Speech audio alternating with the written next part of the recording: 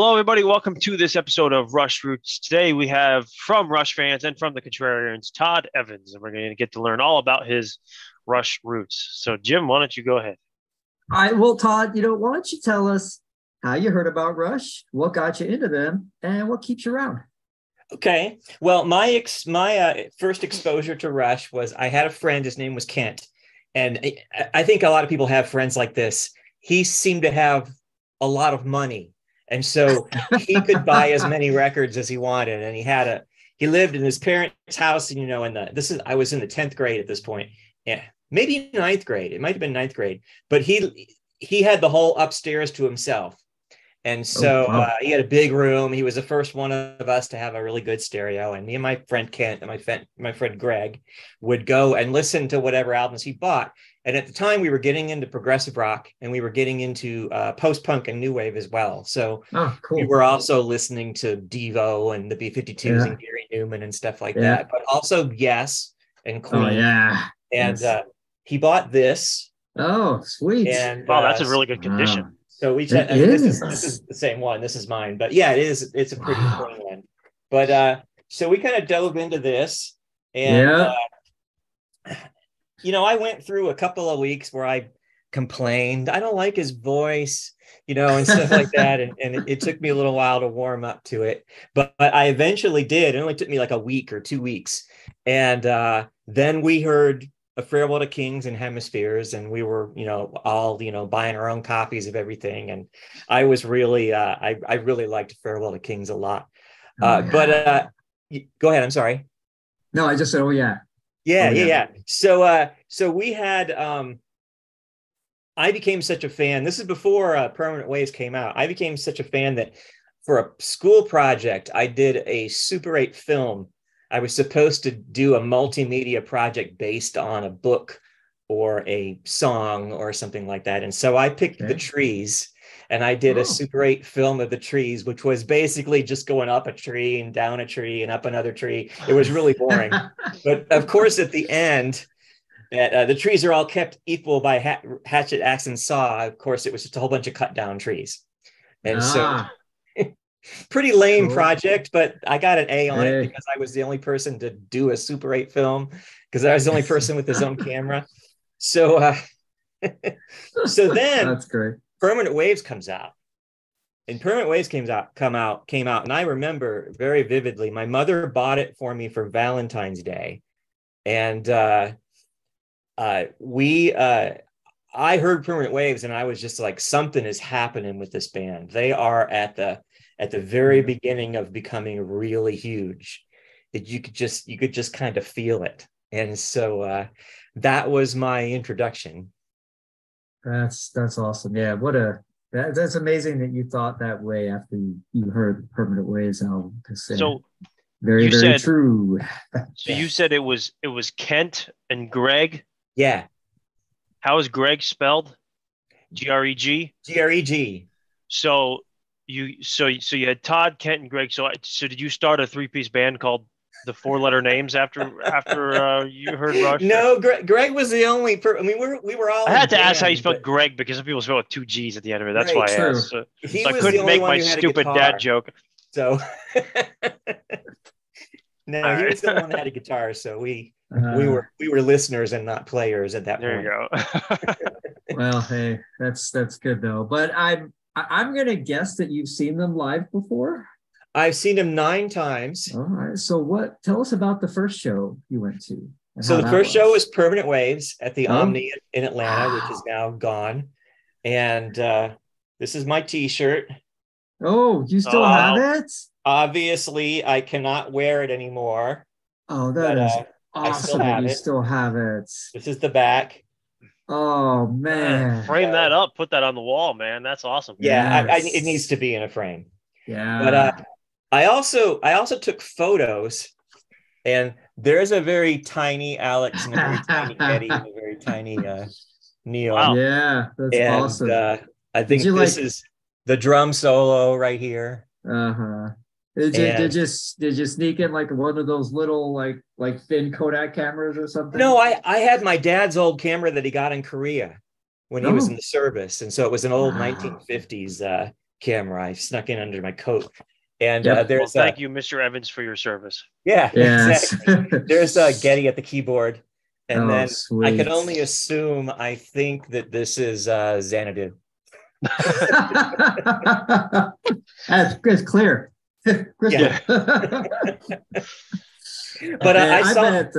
No, go ahead. I saw him 9 times. I missed moving pictures because I was in band and there was probably a competition or a football game or something. But somebody got me a shirt, so I have a shirt for. Nice.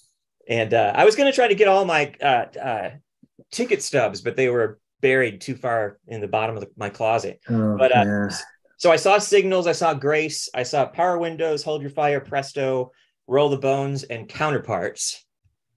And then I didn't see them again until Time Machine. Oh, wow. And that was the last time. One of my biggest regrets is not going to R40, but but all those other shows, the earlier ones you went to, those were such great shows. They were, and really one of the things that I love so much about them is that they would reprise things. Like they would, they would like debut a video, like say Distant Early Warning, and then the next they would still do it with the same video. Yeah. So if you had like a favorite part, you might see it more than once. So, very true. I always thought that was great. Yeah, that is awesome, man. It makes me think about the old concerts. I like it. Yes. And I had a whole bunch of tour programs. The only one I can find, I meant to get it out. The only one I can find is Power Windows, but I know I had Hold Your Fire and at least a couple more, but they're around somewhere. Good stuff. All right. So we asked everybody this, right? We want to know kind of how your Rush preferences have evolved over time. So we want to know what your first favorite song and album were, or maybe, the song or album that you kind of just resonated with first, and how that compares to what your favorite song or songs are now and favorite album or albums are now, or the ones that resonate with you today. So kind of how your preferences have evolved over time. All right. Well, probably my first favorite album was A Farewell to Kings.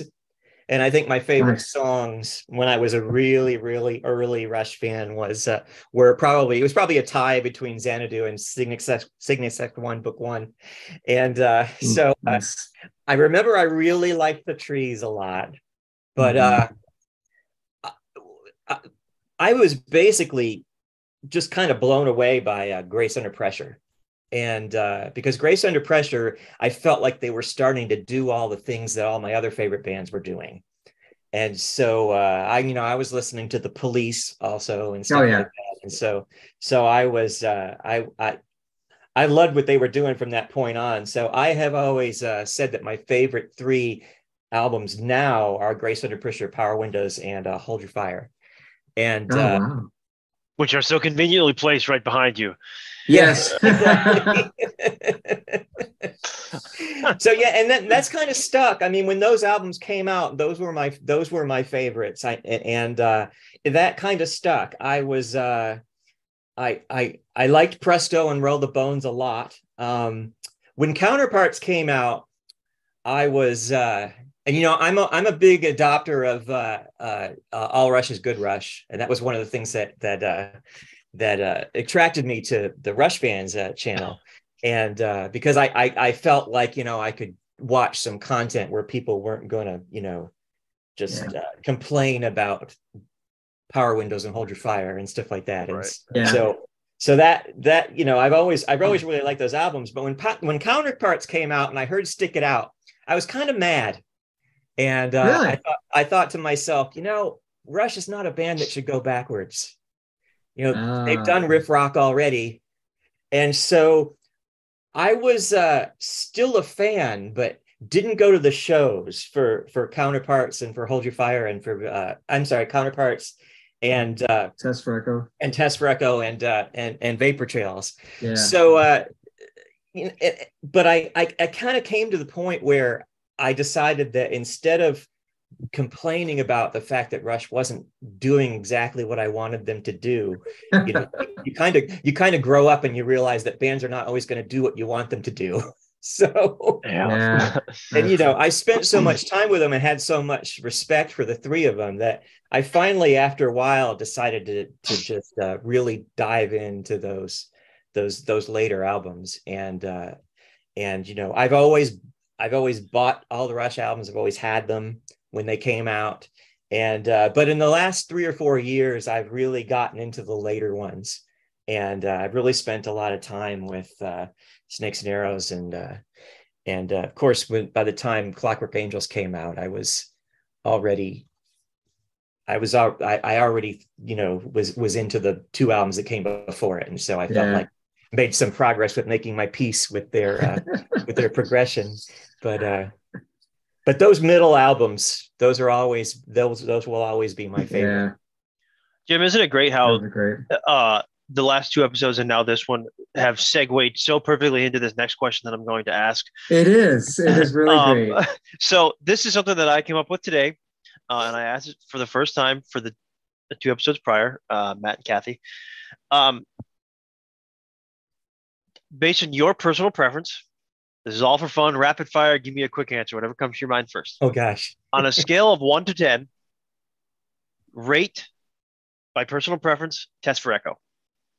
Oh, from 1 to 10. Are you talking about grade it from 1 to 10, or rank it like with the other albums? No, just grade it. Grade it. Okay. Standalone. What you know? 7.5. Okay. All right. I don't know why I thought of this, but I thought it would be cool for these episodes of Rush Roots and start it with episode 50, and we'll see where it goes. We'll see if that evolves. But cool. Good answer. Yeah. Oh yeah. Cool. Awesome, man. I wish I could give it more. That's okay. My ranking of Test for Echo will kind of like bring everybody else's up because mine will be so high. So that's all right. Okay. Yeah. Likewise. All right. So hey, Todd. Well, why don't you tell people where they can find you on social media if they want to get to know you? Okay, I'm on Facebook as Todd Evans. I'm on Instagram and Twitter as at TJE1964, which gives away my age. And I'm also on Mastodon, the same. So all right, cool. Those places. Giving away your age. You're dating yourself, Todd. Yeah, well then I'm no longer the old guy. That's so sad. Oh well. He was so proud of that for the last 3 years. I was really proud of it. Yes. Anything else you want to share, like Rush stories wise, or in your case, anything you want to plug that might be upcoming with? Well, this will air in a month or month and a half after recording it. But anything you want to plug, Contrarians wise, or anything else you're working on? Right now I'm kind of working on trying to launch my own channel. I'm stuck on trying to come up with a name, but I'm looking at, I originally said I was going to try to launch it in January, and I've changed that answer to first quarter. And so I'm thinking by the end of March, I may have it together. And I did something really fun. I've got a friend who has a channel that's the name of the channel is called Bicycle Legs. And he's doing this thing where he did Bicycle Legs Discovers Rush. And so he did not ever listen to Rush until, you know, like maybe 2 months ago. And so what he did was he listened to the debut, and then he contacted a bunch of his friends that he knew were Rush fans. And he said, okay, everybody pick an album and then we'll do a show. And so I picked Power Windows, no surprise. And we did a show on that, and that's available on his channel. And that was really fun. It was really interesting to see how our opinions of that album were very similar. And so you listened to it and he listened to it, and prior, and then cool. And then we gave our impressions. Yeah, so that was something interesting that's Rush related that I did. Recently. But unfortunately, I never met the band. I never went backstage, so I don't have a lot of stories. But I just I've always been so fond of this band, and when I look back on it, and when I discovered them, and probably the first thing I heard was probably something like Working Man or something like that. And I remember being like, kind of deciding in my head, I don't think I'm going to like this band. You know how when you're young and you hear a band, and you think you have these preconceived notions, and you think this is a band I'm not going to like. And it probably took me 5-6 days, maybe a week, to turn around on that. Yeah, well, yeah, I do know what you mean, and yeah, I'll have to tell you my story about a different band that I came around on. And then I became a fanatic after that.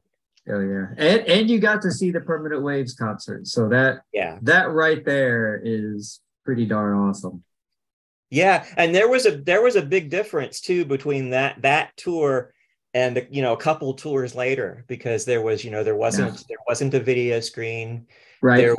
There were lasers, which were basically just one part of one song, and they were just green lights that came up. Yeah. And, there was and minimal synths, very minimal synths then, right? Yeah. Compared to the later stuff. Yeah. Yeah, and not even Vera lights, not even computer controlled lights, just regular stage lights. So to see how the shows evolved between that and Grace was really remarkable. Yeah, it really is. That's awesome. Cool, man. Cool. Todd, we'll see you on I'm sure, an upcoming episode of Rush Roundtable. And anyone watching that wants to share their own Rush roots, Rushfans at rushfans.net. Very simple. And we'll have you on. Todd, I think, is going to be the end of this season, unless we decide last minute to add another person or two. But I think Todd is closing this season. So season 4, we'll have you on for then in probably a couple months now, if anyone wants to do it and want to share their Rush roots. So again, Rushfans at rushfans.net. We'll see you next time. Thanks for having me on. I've been looking forward to this. Yeah, thanks, Absolutely. Todd. It was awesome, man.